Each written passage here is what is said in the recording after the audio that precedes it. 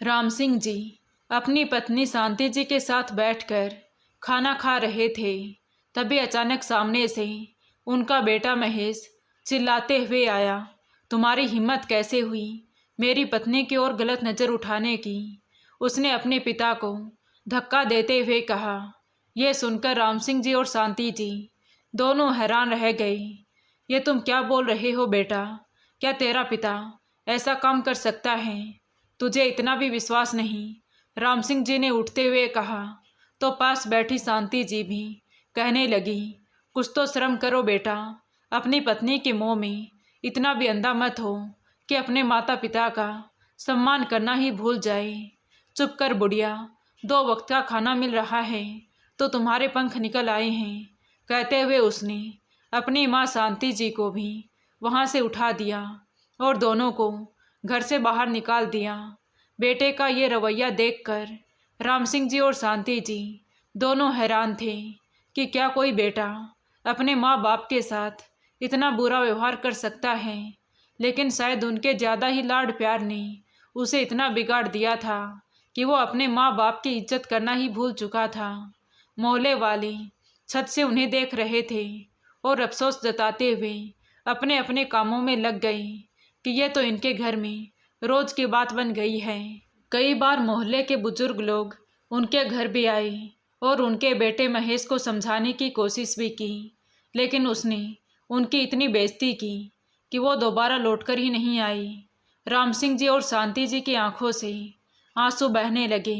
उन्होंने अपने उस सामान को उठाया जो उनके बेटे ने गुस्से और बदतमीजी से बाहर फेंक दिया था। शांति जी की चश्मा टूट चुकी थी, वो बहुत मुश्किल से इधर उधर देख पा रही थी। राम सिंह जी ने उनकी चश्मा उठाई और अपनी जेब में रखकर शांति जी का हाथ पकड़कर वहाँ से चल दिए।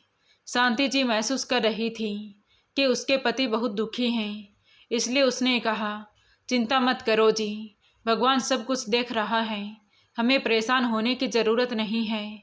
तो राम सिंह जी ने सिर हिला दिया और सोचने लगे कि अब कहाँ जाएं। सोचते हुए दोनों सड़क पर पहुंच गए। तभी कई रिक्शा चालक उनके पास आए और पूछने लगे कि उन्हें कहाँ जाना है। लेकिन राम सिंह जी ने सबको मना कर दिया क्योंकि उनके पास किराए के पैसे नहीं थे तो रिक्शे में कैसे बैठ सकते थे। कुछ दूरी पर चले तो सामने एक होटल दिखाई दिया। उन्हें बहुत तेज भूख लगी थी क्योंकि बेटे ने बीच खाने से उठा दिया था। राम सिंह जी अपनी पत्नी का हाथ पकड़कर उस होटल की ओर बढ़ गए। सामने चारपाइयाँ बिछी हुई थी तो राम सिंह जी ने शांति जी को एक चारपाई पर बिठाया और होटल के मालिक को बुलाने लगे। वो उनके पास आए तो राम सिंह जी ने विनती करते हुए कहा, बहुत भूख लगी है, हमें खाना चाहिए था लेकिन हमारे पास पैसे नहीं हैं। अगर आप हमें खाना दे दें तो हम बदले में आपके सारे गंदे बर्तन धो देंगे। खुदा के लिए प्लीज़ हमें खाना दे दो, मेरी पत्नी को दवाइयाँ लेनी हैं। अगर उसने समय पर दवाई नहीं खाई तो उसकी तबीयत बहुत बिगड़ जाएगी। राम सिंह जी रोते हुए गिड़गिड़ाए जा रहे थे। तभी अचानक वहाँ मैनेजर आ गया तो वह उनकी ओर बढ़े और उससे भी अनुरोध करने लगे कि वो उन्हें कुछ खाने को दे दे। तो मैनेजर ने उनकी आंखों में आंसू देखकर कहा, ठीक है, बर्तन मत धोना, मैं तुम्हें मुफ्त में खाना दे देता हूँ। ये कहकर वो अंदर चला गया तो राम सिंह जी भी अपनी पत्नी शांति जी के पास आकर शर्म से सर झुकाकर बैठ गई। वो अपने बेटे के इस रवैये से बहुत दुखी थे। उसके बचपन से जवानी तक की सारी यादें आज उनकी आंखों के सामने घूम रही थी। सोचने लगे कि जब मुझे पहले हार्ट अटैक आया था तो वो कितना परेशान हो गया था। रोते हुए उसने कहा था, पिताजी आप मुझे कभी छोड़कर मत जाइएगा, आपके बिना आपका ये बेटा महेश कुछ भी नहीं है। और आज वही महेश इतना बड़ा हो गया कि अपने पिता के होने से ही उसे सारे मसले थे। ये लीजिए अम्मा बाबूजी, खाना खा लीजिए। मैनेजर की आवाज़ सुनकर राम सिंह जी वर्तमान में लौटे और अपने सामने ढेर सारा खाना देखकर हैरान रह गए क्योंकि थाली में अलग अलग तरह की डिशेज रखी हुई थी। वो हैरान होकर मैनेजर को देखने लगे तो उसने मुस्कुराते हुए कहा, आप बेफिक्र होकर खाना खाइए। इतना कहकर वो वहाँ से चला गया। तो वो दोनों भगवान का शुक्रिया अदा करते हुए खाना खाने लगे। खाने के बाद शांति जी राम सिंह जी से पूछने लगी, क्या तुम्हारे पास पैसे हैं? तो उन्होंने मुस्कुराकर हाँ में सिर हिला दिया। उन्होंने शांति जी को यह एहसास भी नहीं होने दिया कि मैनेजर ने उन्हें मुफ्त में खाना खिलाया है, क्योंकि शांति जी ये हरगिज बर्दाश्त नहीं कर सकती थी कि वो मजबूर और बेबस कहलाएं और लोग उन पर दया दिखाकर उन्हें खाना खिलाएं। खाना खाकर वो वहाँ से चल दिए, लेकिन अब उन्हें ये समझ नहीं आ रहा था कि वो जाएं तो जाए कहाँ। वो ये सब सोच ही रहे थे कि तभी एक अजनबी आदमी उनके पास आया और कहने लगा, अगर आपको कहीं जाना है तो मैं छोड़ देता हूँ। मैं सुबह से आपको दर बदर भटकते हुए देख रहा हूँ। अगर आप चाहें तो मैं आपको अपने रिक्शे पर ले जाऊँ। मैं आप जैसे लोगों से किराया भी नहीं लेता हूँ। ये कहते हुए वो आदमी उनसे हमदर्दी जताने लगा। उसकी शक्ल सूरत अजीबोगरीब थी, जैसे कोई गुंडा मवाली हो। एक पल के लिए तो राम सिंह जी और शांति जी को उससे डर महसूस हुआ। उसकी लाल होती आंखें एक खौफनाक मंजर पेश कर रही थी और ऊपर से रात भी हो रही थी। ऐसे में उस आदमी पर भरोसा करना और उसके साथ जाना उनके लिए नामुमकिन था। वो असमंजस में खड़े थे तो उस ऑटो चालक ने कहा, अगर आप मेरे साथ जाने में असहज महसूस कर रहे हैं तो कोई बात नहीं। ये कहकर वो जाने लगा। तभी शांति जी ने पीछे से आवाज़ लगाई, हाँ ठीक है, आप हमें छोड़ दो। ये सुनकर राम सिंह जी उन्हें घूरते हुए सोचने लगे कि वो हमें कहाँ छोड़ेगा, हमारा तो कोई और ठिकाना भी नहीं है। तभी शांति जी ने कहा, आप हमें वृद्धाश्रम में छोड़ दो। हमारे इलाके में एक वृद्धाश्रम बना है। वृद्धाश्रम का नाम सुनकर राम सिंह जी की आंखों से एकाएक ही आंसू बह निकले। वो रिक्शा चालक उनके पास आया तो राम सिंह जी ने कहा, पहले मुझे मेरी पत्नी का चश्मा ठीक करवाना है। तो वो कुछ सोचकर बोला, आप लोग बस मेरे साथ चलिए, मैं ये सब काम करवा दूंगा। तो वो खुश होकर रिक्शे में बैठ गई। लेकिन कुछ देर बाद ही वो ऑटो चालक उन्हें एक ऐसी जगह ले गया जो वृद्धाश्रम तो नहीं था, लेकिन एक बड़ा सा डेरा था जहाँ उनकी तरह के कई और लोग भी रहते थे। उनमें से कुछ लोगों को तो राम सिंह जी पहचानते भी थे, क्योंकि वो रोज़ मंदिर से लौटते समय उन्हें भिक्षा दिया करते थे। उन्हें देखकर राम सिंह जी को समझ आ गया कि ये आदमी उन्हें यहाँ इसलिए लाया है ताकि उनसे भीख मंगवा सके। राम सिंह जी धीरे से शांति जी के कान में कुछ कहने ही वाले थे, लेकिन वो आदमी समझ गया कि उन्हें उसकी साजिश का पता चल चुका है। इसलिए उसने राम सिंह जी को तुरंत मर्दों के हॉल में भेज दिया और शांति जी को औरतों के हॉल में। उधर राम सिंह जी अंदर ही अंदर घुट रहे थे, क्योंकि उनकी पत्नी शांति जी इस हकीकत से अभी भी अनजान थी कि वो यही सोच रही थी कि हम किसी वृद्ध आश्रम में आ चुके हैं, जबकि वो घटिया इंसान उनसे ज़बरदस्ती भीख मंगवाने की साजिश कर रहा था। अगले दिन वही हुआ जिसका उन्हें डर था। उसने उन्हें एक भीड़ भाड़ वाली जगह पर बिठा दिया और मजबूर करने लगा कि वो भीख मांगे। तो राम सिंह जी ने उसे भरोसा दिलाया कि वो भीख मांगकर उसे पैसे देंगे, बस वो उन्हें यहाँ से जाने की इजाज़त दे दे। तो वो रिक्शा चालक इत्मीनान से दूर जाकर खड़ा हो गया और उन्हें घूरती हुई नज़रों से देखता रहा। इधर वो दोनों सड़क पर बैठे तो थे, पर राम सिंह जी ने हाथ फैलाने से इनकार कर दिया। तो वो दूर खड़ा होकर गुस्से में घूरती हुई नज़रों से उस पर दबाव डालने लगा कि वो हाथ फैलाकर भीख मांगे। तभी एक कार आकर उनके सामने रुकी। तो राम सिंह जी को लगा कि वो उन्हें भीख देने आए हैं। ये सोचकर उनके चेहरे पर थोड़ी राहत आई, क्योंकि अगर उन्हें बिना मांगे भीख मिल जाती तो वो आदमी ना तो उनका खाना बंद करता और ना ही उन्हें मारता, क्योंकि वहाँ मौजूद कुछ लोगों ने राम सिंह जी को पहले ही बता दिया था कि अगर हम ज़्यादा भीख इकट्ठी नहीं करेंगे तो ये आदमी हमें बेरहमी से पीटेगा और खाना भी नहीं देगा, फिर मजबूरी में हमें भूखा रहना पड़ेगा। इसलिए राम सिंह जी को महसूस हो रहा था कि अब शायद उनकी पूरी ज़िंदगी इसी तरह सड़कों पर भीख मांगते हुए कटेगी। ये सोचते हुए उनकी आंखों से आंसू बहने लगे। तो शायद कार वाला भी उनकी बेबसी महसूस कर चुका था, इसलिए वो उन्हें पैसे देने के लिए आगे बढ़ा।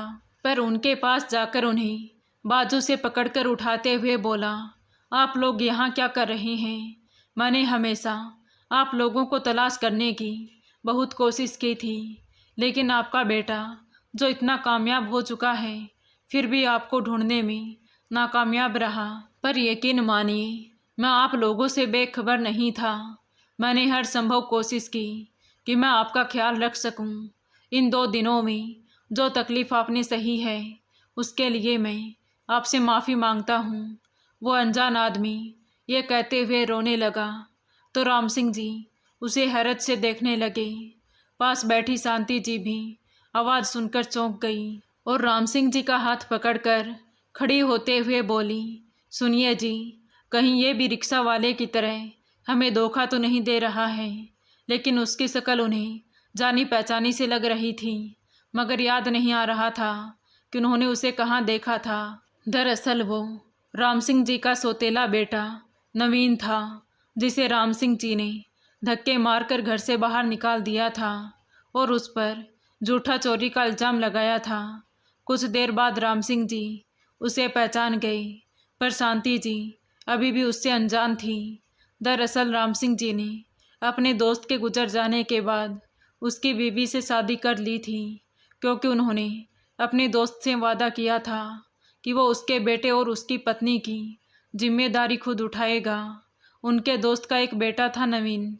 शुरुआत में तो राम सिंह जी ने उस पर बहुत लाड प्यार लुटाया, उसके नखरे उठाए, उसे पढ़ाया लिखाया। वो उनके लिए सिर्फ एक बेटा नहीं बल्कि एक अच्छा दोस्त भी था। लेकिन जब राम सिंह जी का अपना बेटा महेश पैदा हुआ तो नवीन के प्रति उनका रवैया बदलने लगा। अब वो अक्सर उस पर हाथ उठाने लगे थे। जैसे जैसे महेश बड़ा हो रहा था वैसे वैसे नवीन उन्हें जहर की तरह लगने लगा और अब वो उसे अपने घर में देखना भी पसंद नहीं करते थे।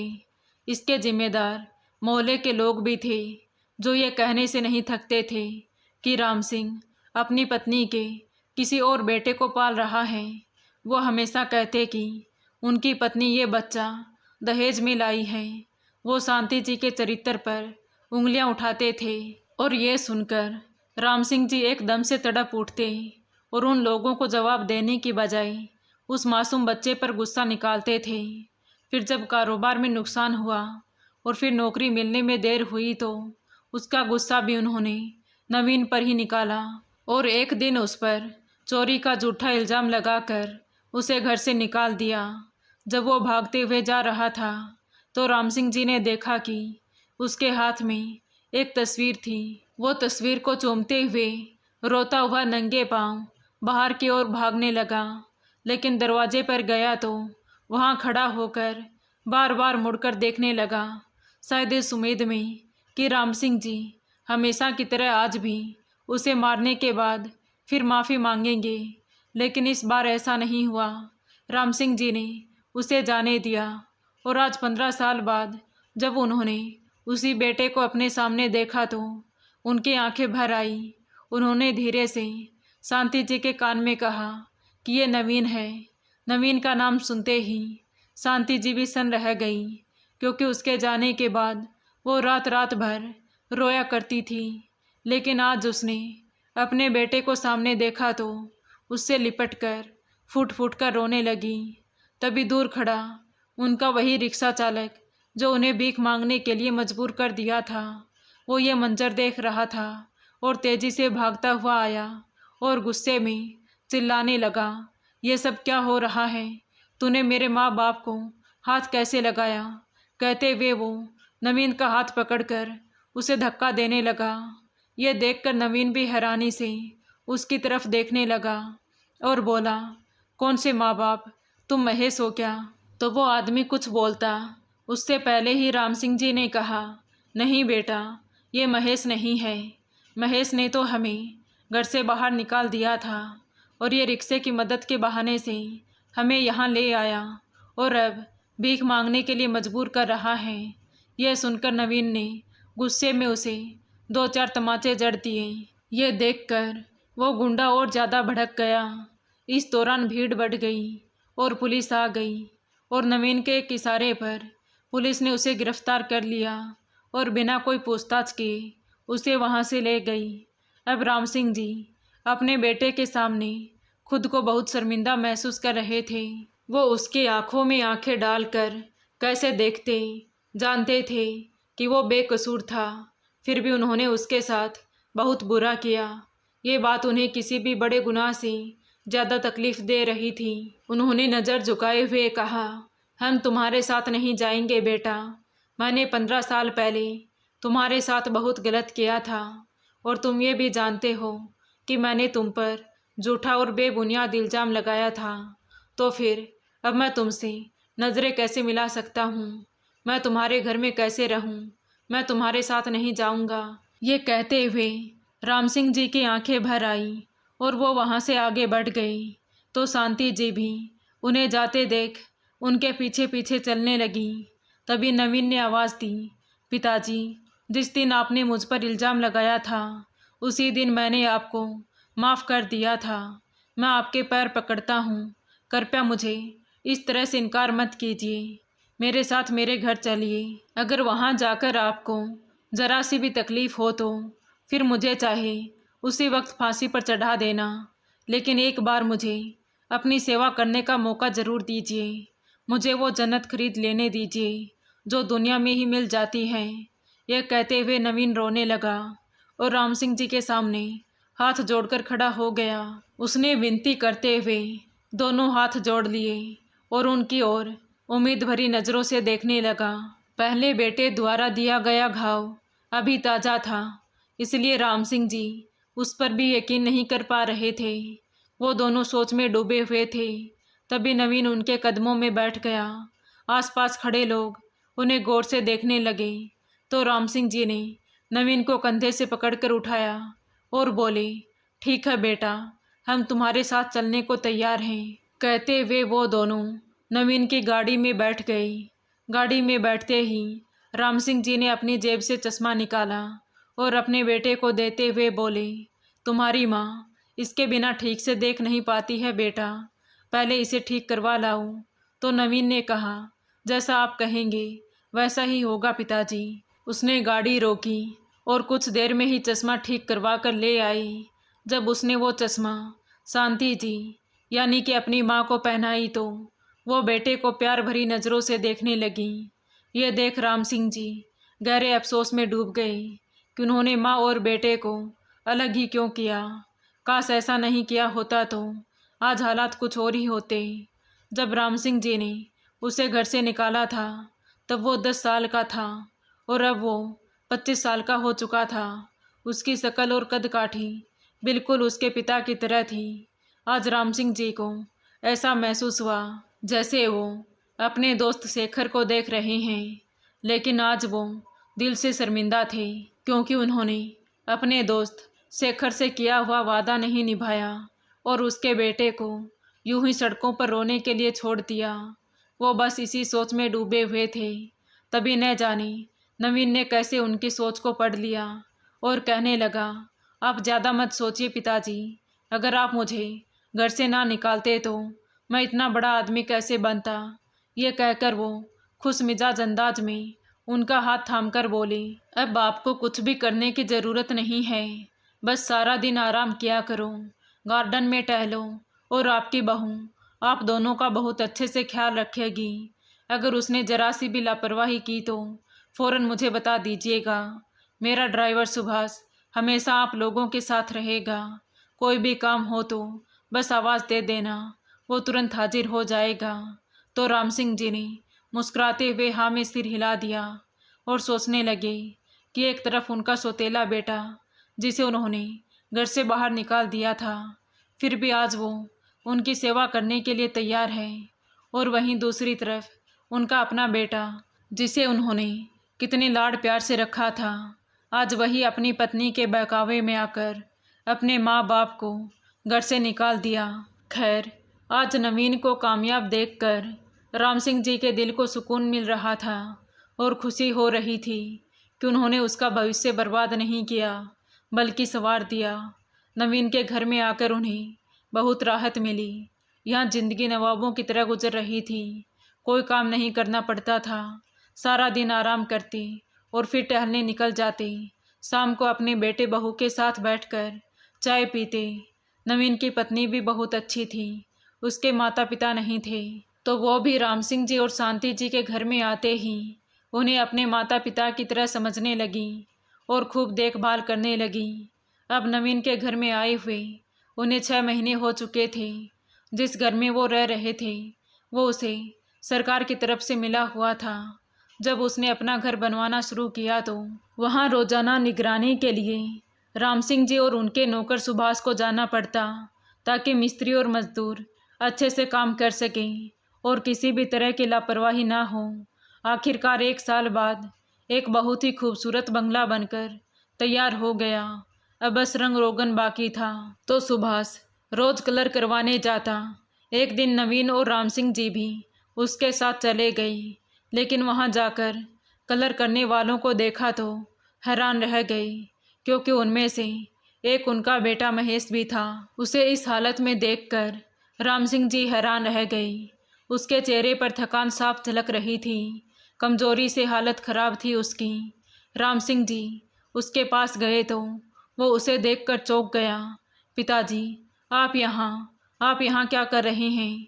उसने हैरानी से कहा तो राम सिंह जी बोले, मैं तो बेटा ये देखने आया था कि घर की साज सजावट कैसी चल रही है, लेकिन तुम यहाँ क्या कर रहे हो? इतना सुनते ही महेश रोते हुए राम सिंह जी के पैरों में गिर पड़ा। प्लीज़ पिताजी, मुझे माफ़ कर दीजिए। ये आपसे की गई बदतमीजी और आपको जलील और रुस्वा करने का नतीजा है कि आज मैं इस हालत में पहुंच चुका हूं। मेरे पास 2 वक्त की रोटी के लिए भी पैसे नहीं हैं। मेरी कंपनी ने मुझे जॉब से निकाल दिया। 2 बच्चे, ऊपर से बीवी के नखरे ख़त्म नहीं होते थे तो वो भी मुझे और बच्चों को छोड़कर चली गई। अब उसने मुझे सड़क पर लाकर खड़ा कर दिया। मुझे माफ़ कर दीजिए पिताजी। पत्नी के बहकावे में आकर मैंने आप पर झूठे इल्ज़ाम लगा दिए थे और आज उसी का फल मैं भुगत रहा हूँ। इतना कहकर वो फूट फूट कर रोने लगा तो तमाम मिस्त्री और मजदूर उन्हें देखने लगे। तभी नवीन आगे बढ़ा और कहने लगा, बचपन में हम दोनों बहुत लड़ाई करते थे, पर आज मैं तुमसे वादा करता हूँ कि पुरानी लड़ाइयों को भुलाकर हम फिर से एक ख़ानदान की तरह ज़िंदगी गुजारेंगे। लेकिन क्या आप अपना बेटा मुझे गोद दे दोगे? क्योंकि मेरी पत्नी कभी माँ नहीं बन सकती और तुम्हारे पास बच्चे हैं। मेरी ये दौलत किस काम की? ये सुनकर महेश ने नवीन की हालत को समझते हुए हाँ में सिर हिला दिया, क्योंकि वो तो वैसे भी बच्चों को पालने में असमर्थ था। दोनों भाई रोते हुए एक दूसरे के गले लग गए। तभी पास खड़े राम सिंह जी की भी खुशी से आंखें भर आई। आज उन्हें अपने सौतेले बेटे पर बहुत गर्व महसूस हो रहा था, क्योंकि नवीन की वजह से ही एक बिखरा हुआ खानदान फिर से एक हुआ था। अब महेश अपने दोनों बच्चों को लेकर नवीन के घर में ही रहने लगा। अब सब लोग एक साथ खुशी खुशी रहने लगे। पर एक दिन अचानक राम सिंह जी की तबीयत बहुत खराब हो गई।